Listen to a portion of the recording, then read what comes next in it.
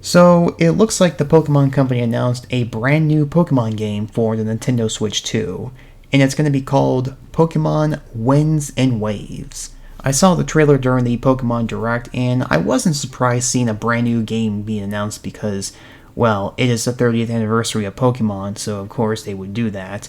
Also, I was pretty underwhelmed with the way Pokemon Legends ZA was being presented, which got me to assume that they rushed Legends ZA so that they can move on to the next generation by late 2026.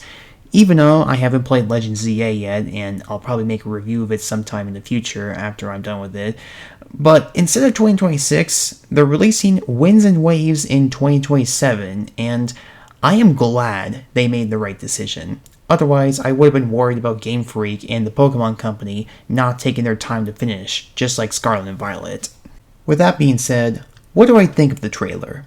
Well, to be honest with you, as a Pokemon fan who was underwhelmed with the newer games, it looks promising.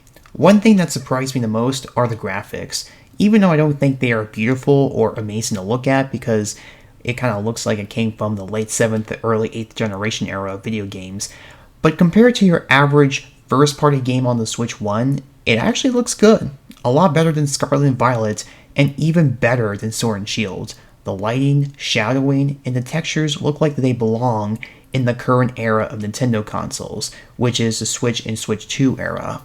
Not only we got some solid details on what the region will look like, but they also introduced our player protagonists and a set of brand new starters for Wind and Waves. The starters are Brout, Pombon, and Gekwa, and the starters are the only issues I had.